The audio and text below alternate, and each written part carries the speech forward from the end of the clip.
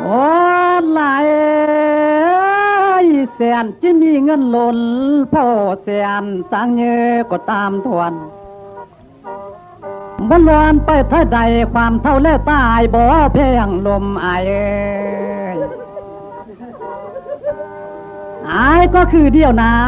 หน่อยฮักเอ้ยตาดำอายเอ้ยยามเมื่อข้าวก้อนผุน14ยังหามอายนาสายบ่ทำเปียงสมก็หุบงามคือน้องแล้วนาเพียงนาหลายเอ้ยเมียงน้องเอ้ยเพียงลมเอ้ยอ่านว่าสายว่าสีจะว่าสายดาเดเนอเพียงเนอเมียงน้องเนอตาดำไอเนออย่าได้พังว่าลานาพวงแขนลายอันว่าไม่ลอดสวนเล่าแก้ทั้งปลายดอกนาทุกคนสุเมนสายหมอลำพร้อมเพี้ยนกันจ้าเบาดอกนาเพียงนาว้าลายน้ำเมื่อข้าวก้อนพุ่นนาอายุได้14ส่วนนานะคนงามอายนาอายุน้อง15ส่วนสาวเทนอนมเจ้าจีตุ้มงามสาวยองน้อยเลี้ยงลูกรอดทองพ้นจากอู่ทวนข่าวนั้นเสียงเอ้ยไอ้นี่ย่านเต้นนมย่านเท่าบัวข่าวเต่าย้อนข้าวนั้นจากหน่วยนมเหี่ยวแหงบ่มีน้ำดังสาวได้เพียงลมอายเมียนเพื่อเด้เห็นว่ากกข้าข่าวเศร้าเด้อว่าบ่เศร้าเด้เพียงเอ้ยแต่ว่าปั้นเก้าเกียงยังมีมือหนึ่งบ่จิว่ายุ่งเท้าวาวนะ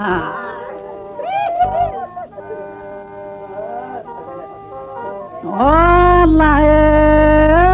ยายว่าสีน้องยาส่งกาเดเนอเพียงเนอหน่อยฮักเกยสายเพียงอายเอ้ยยอดสวรรค์คนเอ้ยเหลือจะเด้อายผู้มาล้มนองหน้าเพียงนาพ่อแม่น้องตั้งมาคาบค้าลายสันเดหน่อยกินเอ้ยตาดำอายเอ้ยตานายนางตั้งมาคาบค้ากวางสร้างสี่คอยซ้ำอ่านว่าปานเด้อเดน้ำเอฟจิเลียนเมื่อผ่าสะเดหน่อยฮักเอ้ยตาดำอายเอ้ยอาณาปานเด้อเดเมียงดาจังจิวภายตรงกับดาบสะเดจังจิได้ล่มนางนาปานเด้อเดเมียงทราบใจกินข้าวใบเกลือสะเดอายจังจิได้ล่มนางนาปานเด้อเดตัวเสือจังจิวปัวงัวแม่ลูกอ่อนสะเดเพียงเอ้ยอายกับน้องจังจิได้อยู่สวนน้ำนองนาตะเพียงไหลยายสงการเนี่ยบ่เฮกะบ่เงาดอกนาบ่เอากะบ่ยานน่ะเต่าเขาบานเมียเก้าใส่ยางดอกนาแก้มลอมมอตอมทองตัดลูกสาวฮักอีแม่มันเพียงน้องอาย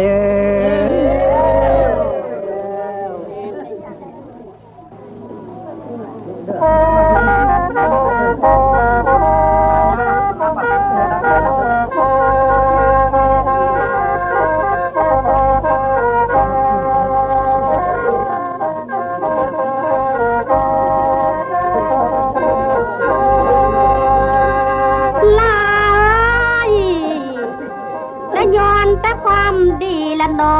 มีแต่ความอาเซียดเลยมีแต่ความอายเบี้ยนมาหาละน้อแม่แทงแล้วอายรัสันกะคล้องแทแล้วเบ้าหมอลำคอย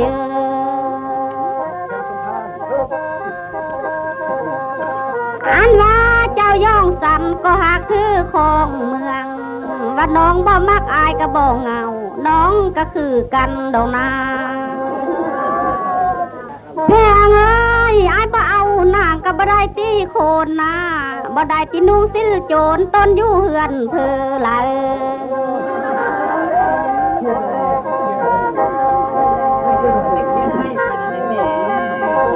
ลายอันว่าปีจิมานา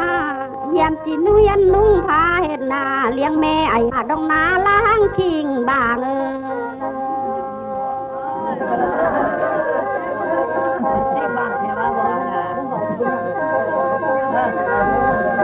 ลายน้องก็บอกอายแล้วก็เดแต่ควันหัวทีมันนาว่าไฟเต้าหลวงนั้นติคอปิ่งแต่ทานวสินาลายได้ว่าพัวเพื่อนแล้วขอตามแต่ความลม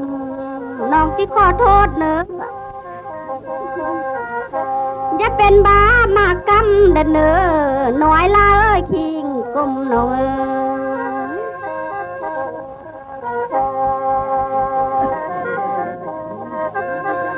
เด้ออันมาปันเด้อเด็ดนอ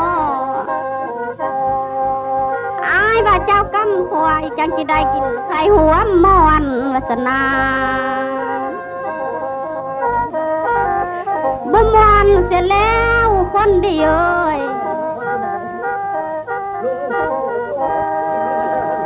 ควายไปเกิดชาตินี้บ่ท่านแก้วหน่วยดีแล้วนี่ลายก็ทิดปีนะบ่ทันสายน้อยลาบ่ทันแก้วลอดฟ้าพระอินทร์ปันป้อนลงละนอ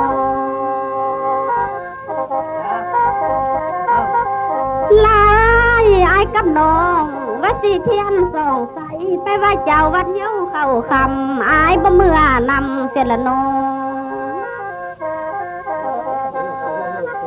โอ้เด้อคันว่าอายบ่ไปนะอดเด้อติเซินสายหายเต้ามาทนป้าแต่น้องเยี่ยมคิงลาสีเมื่อเอ้ยโอ้เด้อน้องปุ๊บไปฮ้อนแล้ว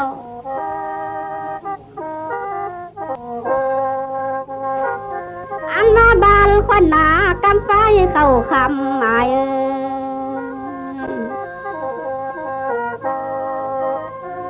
อันว่าไปไว้เจ้าวัดจอมสียุนนาแหลงไปไว้วัดจอมแจงที่นวลอาหินนาย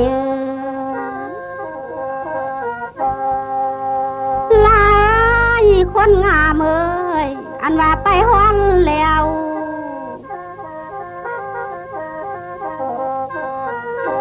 น้องที่เขาฮอนวัดนาสมมาพาสีกว่าเนอทานพระเจ้ามางานขน่อยเอ้ยอันว่าเขากวางก็ดีนะสมมาพาเจ้าขน่อยที่สมมาแล้วอันว่าเซิงเครื่องตังที่กลางเมืองดูอาดขน่อยเอ้ยได้ว่าปราสาทตั้งอยู่พื้นสิแมงบีอยู่ถึงหัวก็น้อยที่เล่าสุ่มมากว่าเนื้อ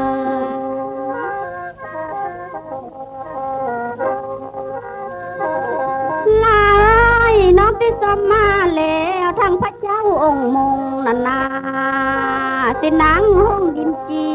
ทั้งพระเจ้าสิหอยนางหน้าทงเทียนไอ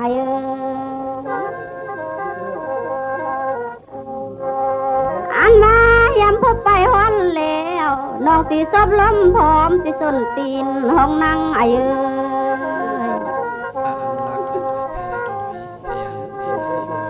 ลายอันทั้งพังผอมคู่เข้าโยมือพุทโธเป็นที่จังธรรมโมเป็นที่เพิ่งเฮาโนได้บักยาวดุมหนาวผู้เท้าสลาม เต็งน้องเออ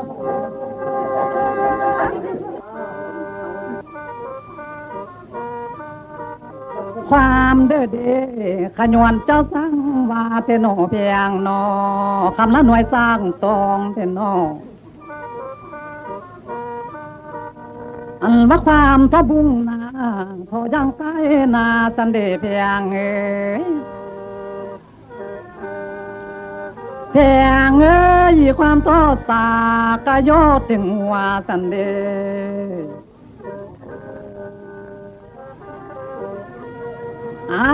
ไปวัดบานยำป้ายเข้าคำน้องหน้า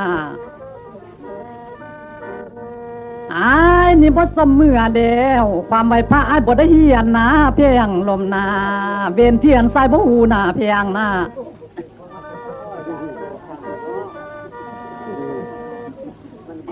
ลายเอ้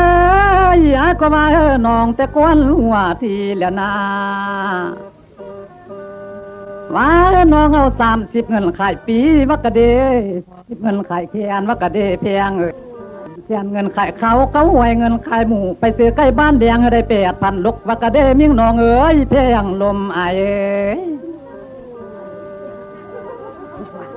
โอ้ลายโอ้คนขัวตัวเดียวพอกินเต้งบานวักกะเดคนงามไอ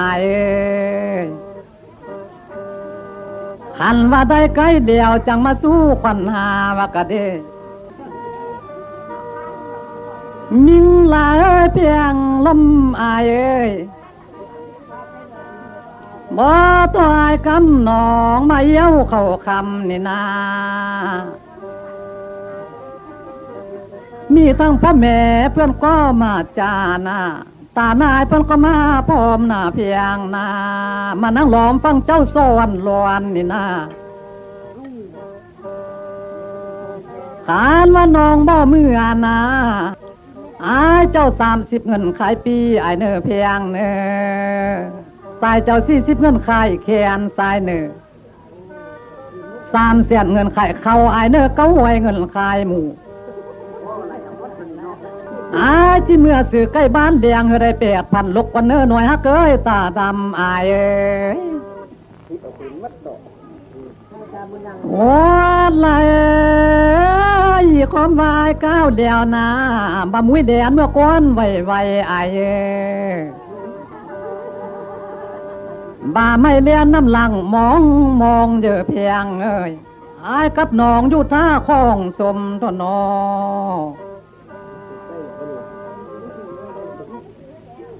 ว่าตีนเบื้องสายนาอย่าได้ย้ำน้ำขาหมวยเนว่าตีนเบื้องขวานาสองขาอย่าได้ขวาน้ำเทียงเนนาแก้วหน่อยจะถือขีนคมเด่นโอ้ลายน้อยบ่สานาไปถึงยาดอยหาละบ่ไปว่าถ้าเมืองฟ้านาต่างงอยเทียนยาก็เห็นหลาดน้อยทั้งสองมาหอดคือนั้นลูกแห้งห้องอำฟ้ายเดินมาเจ้ามีการสั่งจังควัดเดินมาพี่เดเพียงเดโอ้ลายหน่วยภาษามวยกับลาคันต้อไวน่ะ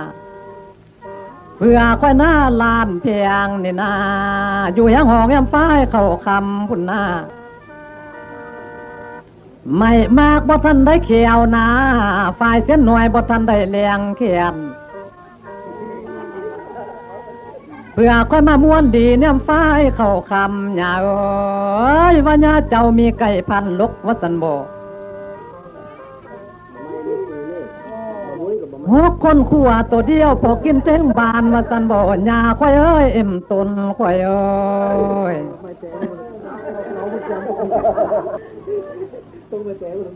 โอ้ลายเอ้ยว่าบ่มีก็มีต้นหนึ่งนะอยู่เฮือนหลังเตอนาหญ้าก็ไว้บ่ได้เขากากมันบ่กินนามันก็บินเมื่อเขาสวนอ้อนาเขาเมื่อเทสวนกล้วยบินเขาหวยเมื่อเปลวงไฟ หน้ายิ่งตายจังเจ้ามันใดลูกข้าเคยลานเพียงใหญ่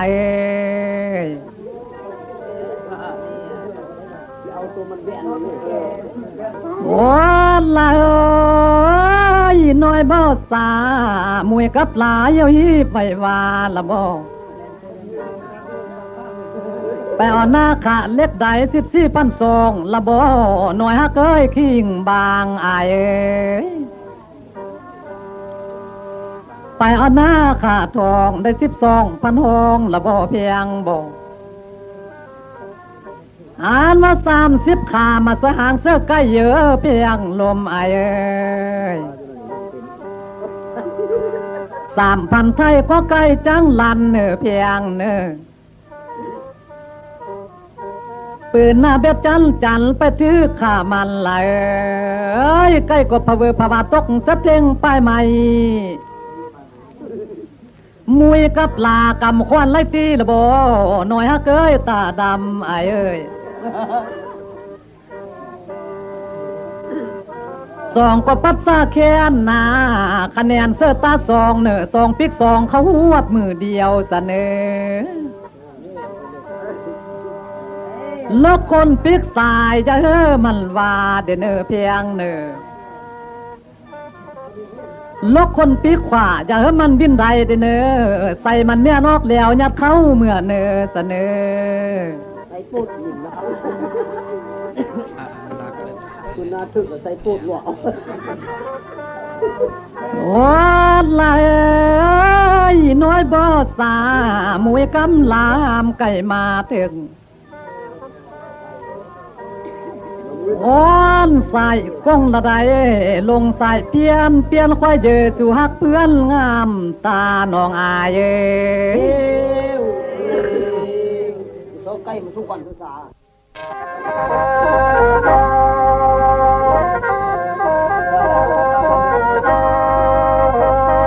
ลายคิดดูต้นเดน้อยห้างคิงบางเลย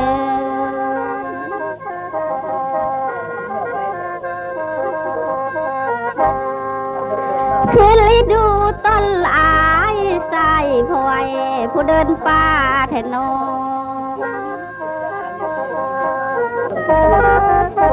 ลายเจ้าผู้ลัดแก้วคงไปตกเสื้อเข้าคำสนาน้องที่ได้สุ่มมาพายโทษเลย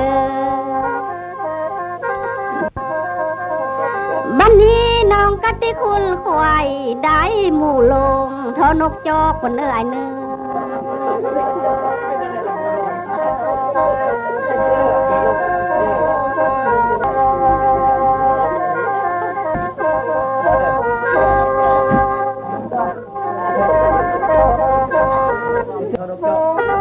ลายนกติงวางอีกใดหมูพอกก็แมงสวนคนเนื้อเนื้อที่มาเฮ็ดควันใส่หน้าอดเดย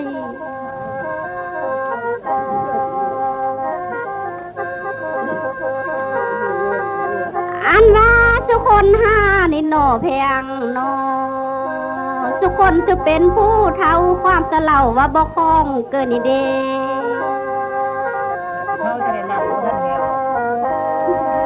อันว่าบ่คล้องทายอายบ่คล้องนองสิไก่ห้างพ่อว่าน้อยละคิงบาง